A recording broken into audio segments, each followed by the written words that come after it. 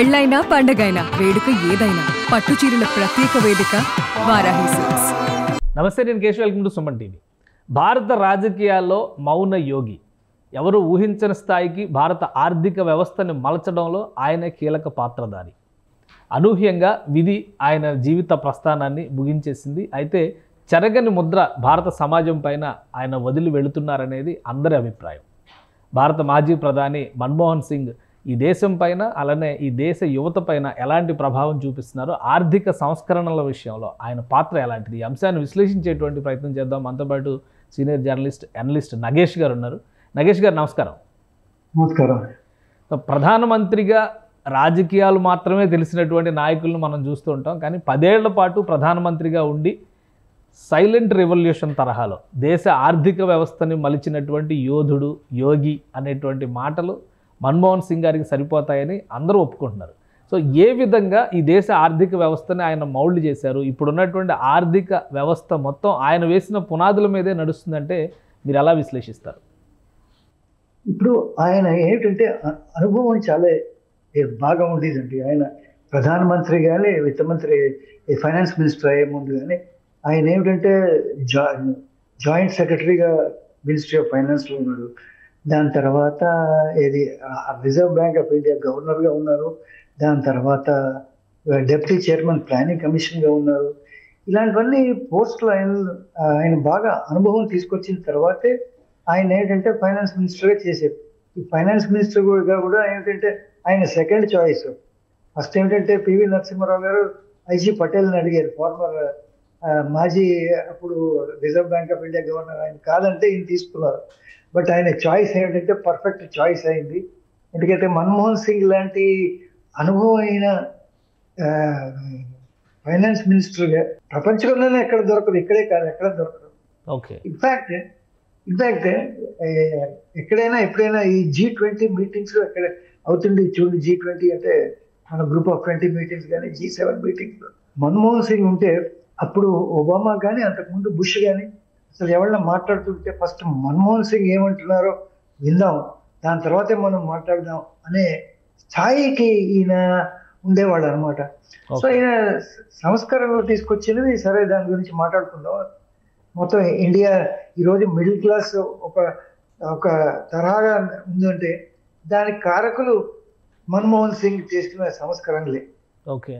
కానీ ప్రధానమంత్రి పివి నరసింహారావు గారు అప్పట్లో ఈయన ఏరి కోరి ఈ శాఖకి తీసుకున్నారంటారు, మీరు రెండో చాయిస్ అంటున్నారు. ఏం జరిగి ఉంది అప్పట్లో? అంటే చెప్పాను కదా సెకండ్ చాయిస్ అనేది. బట్ ఈయనకి అనుభవం చాలా ఉండేదండి ఇది ఫైనాన్స్ దీంట్లోని. ప్లస్ మనకి ఏమిటంటే ఈయన అడిగేది క్వశ్చన్ ఏమిటంటే మీకు ఎక్కడి నుంచి ఇంత జ్ఞానం వచ్చిందంటే మై ఎడ్యుకేషన్ అన్నారు. ఆయన ఏంటంటే ఆక్స్ఫర్డ్లోని ఎంఏ చదివి దాని తర్వాత కేంబ్రిడ్జ్లో PhD చేశారు ఎకనామిక్స్లో. యాక్చువల్గా ఈయన తండ్రి గారు ఈయన డాక్టర్ కావాలనేది ఆయన ఎంతో కోరుకున్నారు. డాక్టర్ కోర్సులో చేరి ఆయనకి నాకు ఇది డాక్టరీ పనికిరాదు, నేను ఎకనామిక్స్లోనే చేరాలని అప్పుడు డాక్టరీ ఇది మెడిసిన్ కొన్ని రోజులు చదివి మానుకుని దాని తర్వాత ఈ ఎకనామిక్స్ చదివాడు. ఎకనామిక్స్లో ఈయన ఇంటర్మీడియట్లో గోల్డ్ మెడలిస్టు, డిగ్రీలో గోల్డ్ మెడలిస్టు, పోస్ట్ గ్రాడ్యుయేట్లో గోల్డ్ మెడలిస్టు. సో ఇంకేంటంటే మీకు ఎట్లాగ ఇంత అనుభవం, ఇంత కారణం ఏంటంటే నేను మా ఎడ్యుకేషన్ అనేది ఆయనే చెప్పుకున్నాడు అనమాట. ఓకే సార్, ఇప్పుడు 10 ఏళ్ల ప్రధానమంత్రిగా ఆయన తీసుకున్నటువంటి మైల్ స్టోన్ డెసిషన్స్ ఇప్పుడున్నటువంటి ప్రభుత్వాలు కూడా కొనసాగించక తప్పని విధానాలు ఉన్నాయనేది చెప్తున్నటువంటి మాట. అంత డెసిషన్స్ తీసుకోవడం వెనక కారకులు కానీ, ప్రేరకులు కానీ, మన్మోహన్ సింగ్ జీవిత అనుభవాలు కానీ ఎంతవరకు ఆ నిర్ణయాలకు బాటలు వేసినాయి అనుకోవచ్చు? అంటే మన్మోహన్ సింగ్ది మీరు ఫస్ట్ థింగ్ ఏంటంటే మీ క్వశ్చన్ని 3 డివైడ్ చేయాలండి. ఒకటి ఏమిటంటే పొలిటికల్ డెసిషన్స్ ఈ చేతిలో లేవు.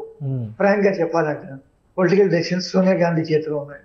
దాని తర్వాత కొన్ని ఈయన చాలా హిస్టారిక్ డెసిషన్స్ తీసుకున్నారు. ఏదైతే ఈ రోజుకి ఈ ప్రభుత్వం బీజేపీ ప్రభుత్వం కూడా నడుపుతున్నది, ఇది NREGA, Mahatma Gandhi national rural guarantee employment guarantee programme, అది ఈయన టైంలోనే వచ్చింది.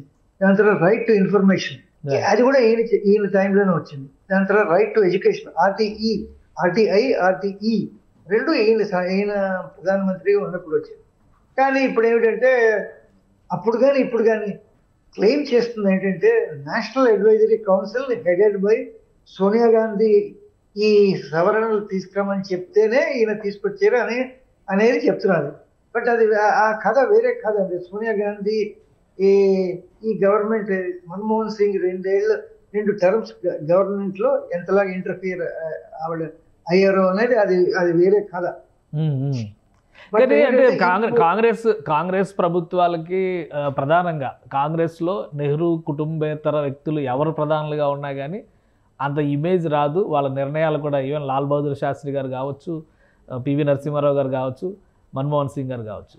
ఆ విషయంలో చూస్తే మన్మోహన్ సింగ్ గారి నిర్ణయాలకి ఆయనకి తగిన గౌరవం లేదా ఆయన తెలివితేటలకి ఆయన సామర్థ్యానికి తగినటువంటి గౌరవం లభించిందని అనుకోవచ్చా? అంటే మన్మోహన్ సింగ్ కి చాలా విమర్శలు వచ్చాయండి. ఎందుకంటే ఆయన ప్రధానమంత్రి ఉండగానే Commonwealth games scam, 2G scam, దాని తర్వాత కోల్గేట్ స్కాము ఇవన్నీ జరిగాయి. సో ఏమిటంటే ఈయన మీద ఒక ఆరోపణ ఏమిటంటే ఈయన నేషనల్ అడ్వైజరీ కౌన్సిల్ అనేది సోనియా గాంధీ పెట్టారు. ఈ నేషనల్ అడ్వైజరీ కౌన్సిల్ ఏమిటంటే ఒక సూపర్ క్యాబినెట్ లాగా తయారైంది.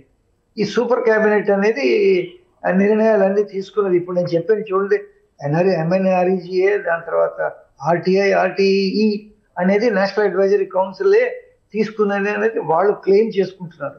సో ఇప్పుడు ఏమిటంటే ఈయన సెకండరీ రోల్ అయిపోయింది ఈ కొంత మటుకు సెకండ్ టర్మ్ లో. ఫస్ట్ టర్మ్ లో ఈయనకి ఏంటంటే కొంచెం తన దీంట్లో ఉండేవాడు. సెకండ్ టర్మ్కి వచ్చేసరికి 10 ఏళ్ళు మొత్తం చేశారు కదా.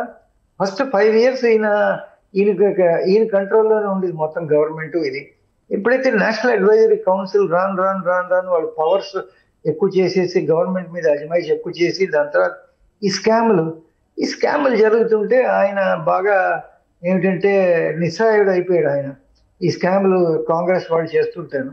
సో అదొకటి ఏమిటంటే ఆయన మీద ఒక మచ్చలాగా వచ్చింది. అయితే ఆయన ఏమిటంటే ఒకటి అన్నారు, చరిత్ర నన్ను దయతో చూస్తుంది అనేది, history will view me with more kindness అనేది అన్నాడు. ఇప్పుడు ఆయన చనిపోయాక నిన్న రాత్రి ఇప్పుడు అది కరెక్ట్ అవుతుంది. ఆయన చెప్పింది హిస్టరీలో ఆయన్ని బాగా దయతో చూస్తారు. ఎందుకంటే ఆయన చేసిన సంస్కరణలు వేరే వాళ్ళు నరేంద్ర మోదీతో సహా చేయగలిచేవారా అనే ప్రశ్నార్థకం. ఎవరు చేసేవారు కాదు. ఎందుకంటే ఆయనకున్న అనుభవం, ఆయనకి ఉన్న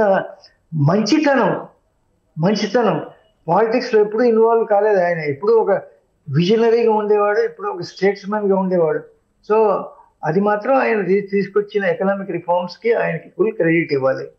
సో దేశాన్ని ఇప్పుడున్నటువంటి ఆర్థిక విధానాల్లో దేశాన్ని ప్రపంచ స్థాయిలో నిలపాలి, మన్మోహన్ సింగ్ గారు వేసినటువంటి బాటల్లోనే ఒక విధంగా ఈ ప్రభుత్వం కూడా సూపర్ పవర్స్ టాప్ 3లో నిలవాలి అనేటువంటి ఆలోచన చేస్తుందంటే మన్మోహన్ సింగ్ గారు వేసినటువంటి బాటలోనే నడుస్తుంది. అదే పునాదుల మీద మన ఆర్థిక వ్యవస్థ ఎదుగుతుంది అని ఎంతవరకు విశ్వసించవచ్చు? ఎలాంటి దీంట్లో మీరు చెప్పిన దాంట్లో ఎలాంటి డౌట్ లేదు. ఎందుకంటున్నానంటే మన్మోహన్ సింగ్ ప్రధానమంత్రి ఉన్నప్పుడు నేషనల్ GDP 10.3%కి వెళ్ళింది. అసలు అది కని విని ఎరగని ఫిగర్ 10.3 GDP అంటే ప్రపంచ దేశాల్లో ఏమీ లేదు. ఏది మేజర్ ఎకానమీ 10.3. ఇప్పుడు USA లాంటి మేజర్ ఎకానమీ వాళ్ళకి 3%, 4%, చైనా లాంటి మేజర్ ఎకానమీ 3%, 2% అవుతుంది. ఇండియా కూడా మేజర్ ఎకానమీ, అంత మేజర్ ఎకానమీ కాకపోవచ్చు, కానీ మనకి 10.3 అనేది చాలా పెద్ద ఇది. సో ఆయన వేసిన పునాదుల మీదే ఇప్పుడు మనం 6%, 6.7%, 7% ఏదైతే GDP గ్రోత్ మనం ఇచ్చేస్తున్నామో, ప్లస్ ఏమిటంటే ఈరోజు మనం 5th బిగ్గెస్ట్ ఎకానమీ ఉన్నాము. ఇంకో 5 ఏళ్ళలో 3rd బిగ్గెస్ట్ ఎకానమీ అయిపోదాం అనుకుంటున్నాము. అది మన్మోహన్ సింగ్ మనకి ప్రధానమంత్రిగా 10 ఏళ్ళు చేయకుండా ఉంటే అయ్యేది కాదు. అది కాకుండా ఏమిటంటే అసలు మన్మోహన్ సింగ్ని ఈ 10 ఏళ్ల కన్నాను ఆయన ఫైనాన్స్ మినిస్టర్గా ఏదైతే లిబరలైజేషన్ తీసుకొచ్చారో, నేను మీకు ఒక చిన్న ఇది చెప్తాను. ఎప్పుడైతే ఇందిరాగాంధీ ప్రధానమంత్రి ఉండిదో అప్పుడు కంపెనీలు ఏమిటంటే ఎక్కువ ప్రొడక్షన్ చేస్తే వాళ్ళని పీనలైజ్ చేస్తుండేవాళ్ళు. ఇప్పుడు బజాజ్ స్కూటర్స్కి ఏమిటంటే చాలా డిమాండ్ ఉండేది, వెయిటింగ్ లిస్ట్ ఉండేది. అయితే రాహుల్ బజాజ్ ఆయన ఇప్పుడు ఇక లేరు. రాహుల్ బజాజ్ వెళ్ళి గవర్నమెంట్ దగ్గరికి వెళ్ళి ఇందిరాగాంధీ దగ్గరికి వెళ్ళి నేను నా ప్రొడక్షన్ పెంచాలి, ఎందుకంటే వెయిటింగ్ లిస్ట్ చాలా ఉందని అంటే, ఖబర్దార్ మీరు ప్రొడక్షన్ పెంచారంటే ఆ పరిస్థితి ఉంది ఒక టైంలో. ఓకే. దాని తర్వాత మన్మోహన్ సింగ్ వచ్చిన తర్వాత అంతా లిబరలైజ్డ్ ఎకానమీలో మీరు ప్రొడక్షన్ పెంచండి, ఎక్కువ ట్యాక్సులు కట్టండి, ఎక్కువ దేశాన్ని బాగు చేయండి, పర్చేసింగ్ పవర్ ఆఫ్ పీపుల్ పెంచండి అని ఆయన ఆ ధోరణిలో ఆయన వెళ్ళేది ఆయన.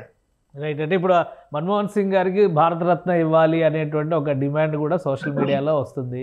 ఆయన ఆర్థిక విధానాలు కానీ ఆయన అనుసరించినటువంటి సంస్కరణల పందా కానీ ఇవన్నీ చూసినప్పుడు ఆ అర్హత ఉన్నటువంటి నాయకుడిగా వ్యక్తిగా గౌరవించవచ్చా? అంటే ఇప్పుడు మొన్న చాలా భారత రత్నాలు ఇచ్చారు ఇది ఈ ప్రభుత్వం. ఇది కర్పూరి ఠాకూర్ అనేది, దాని తర్వాత ఎల్కే అద్వానీకి అని, దాని తర్వాత ఇంకెవరికి కొంతమందికి ఇచ్చారు.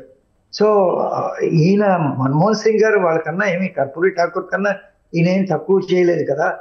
ఎవరికైనా ఇవ్వాలంటే డెఫినెట్ గా మన్మోహన్ సింగ్కి ఇవ్వాలి భారత రత్న.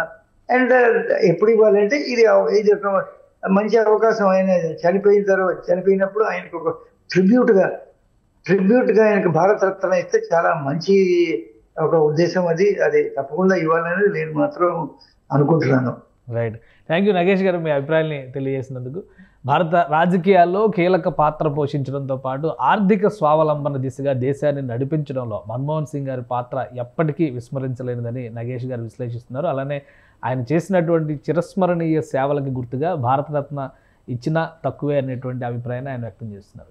ఇది special discussion. Keep watching. Suman టీవీలో మీ పర్సనల్ అండ్ బిజినెస్ ప్రమోషన్స్ కోసం కింది నెంబర్కి కాంటాక్ట్ చేయండి.